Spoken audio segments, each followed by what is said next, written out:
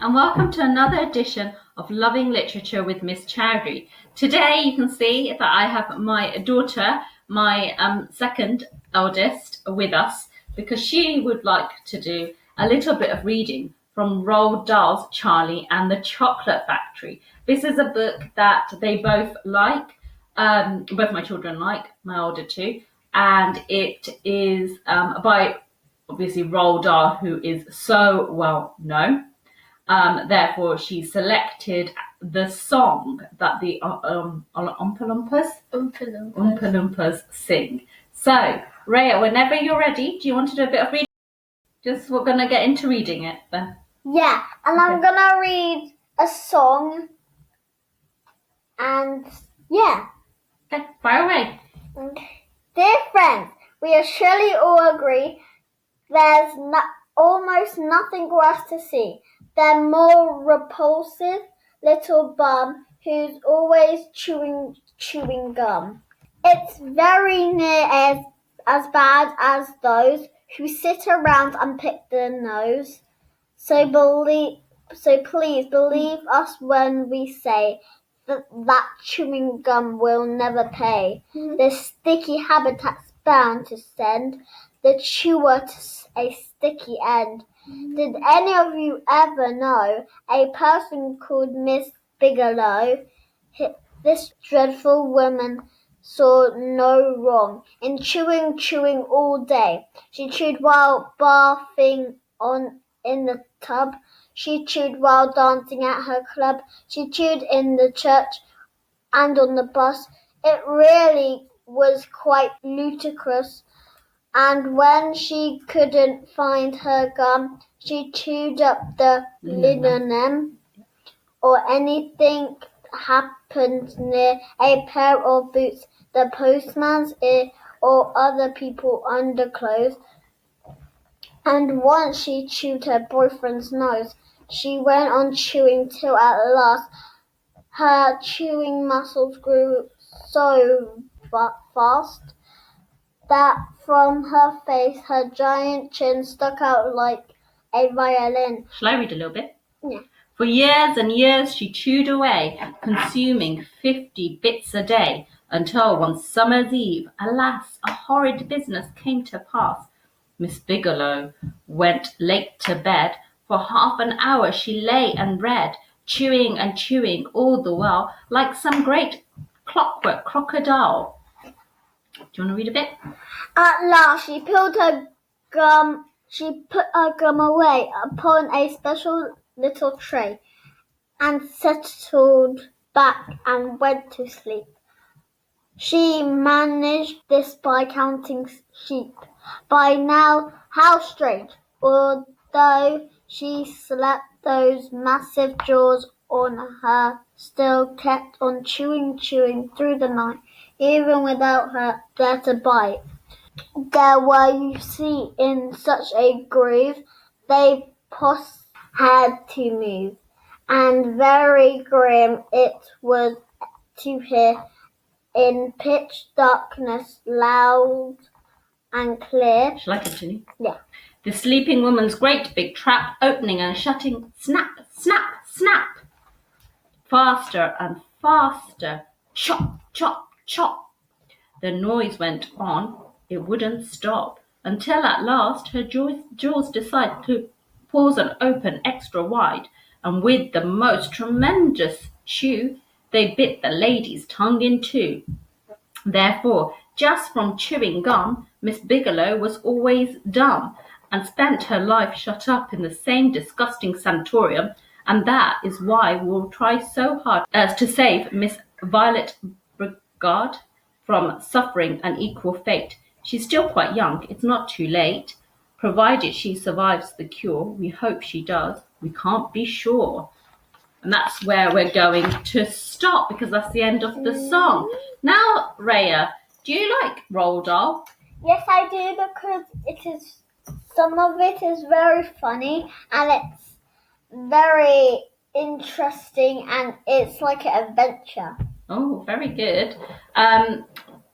Apart from Charlie and the Chocolate Factory, do you know any of his other books? Have you watched any of them? The Marvelous Medicine. Oh, George's Marvelous Medicine. And the witch and Matilda. Yeah, Matilda and That's probably my favourite, actually. Oh, yes, that little Fantastic Fox. Fantastic yes. Fox. Oh, thank you very much for featuring in that, Rhea. That was lovely. You're going to stay sat here because now we're going to pass on to your sister, aren't we? Who's going to talk a little bit about Ella on the Outside. So my other daughter, she is a bit older, so she started to read slightly more sort of hard-hitting and gripping stories.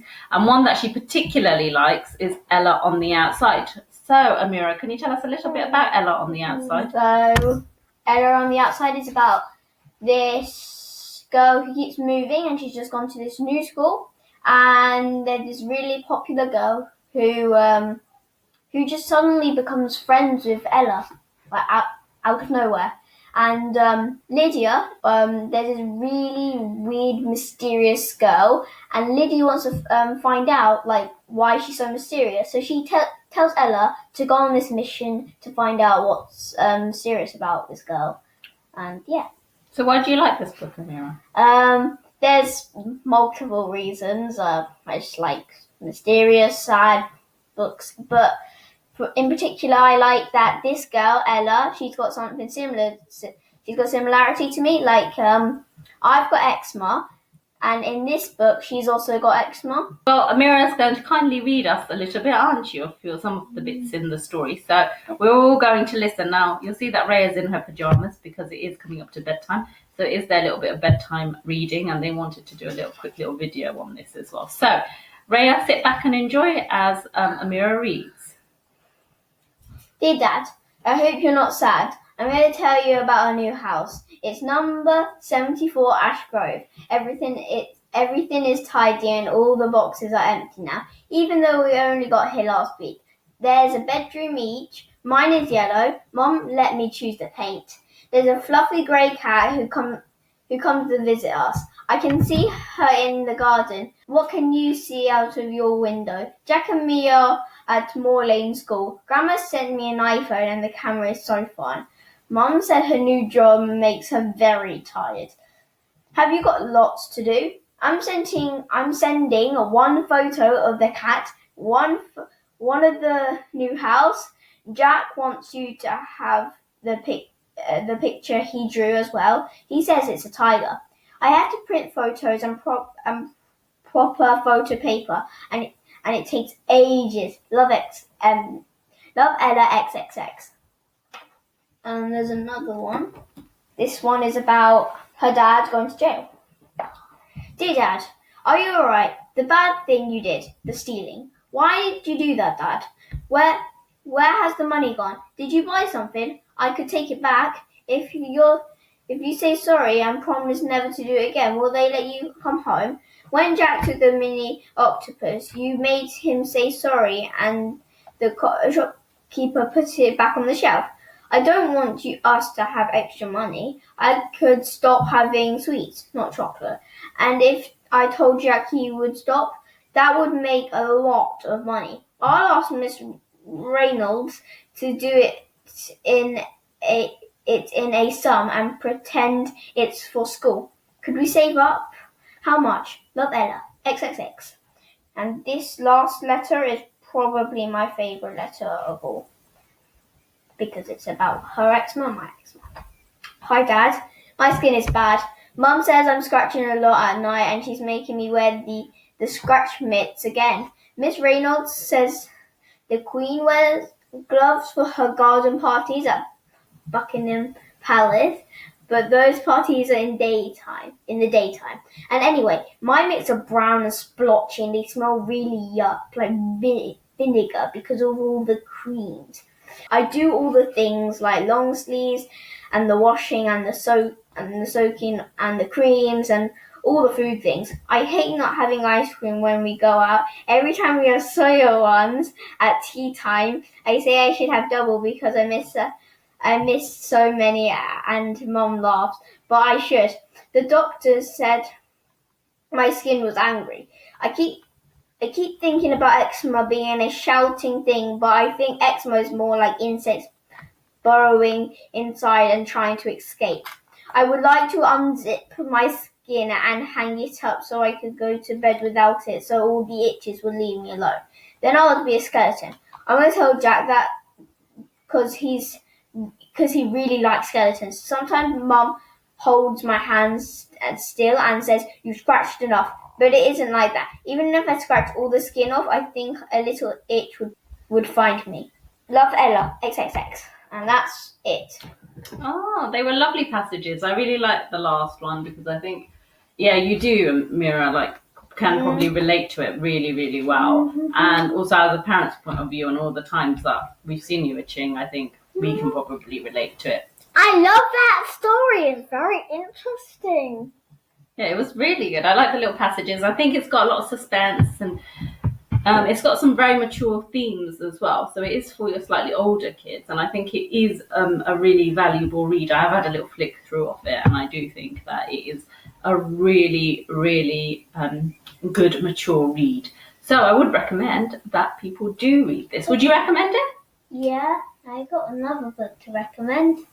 Oh. Another book I recommend is The Boy in the Back of Class, which I really, really enjoy. Oh, yes, you did, didn't you? Maybe we can do another video on that another time. Yeah. Right, this was a very special edition of Loving Literature with Miss Chowdhury. I hope that you enjoyed watching that and enjoyed hearing the little passages from the book. So they're the two there, hopefully you can see. Do you want to get in the little picture?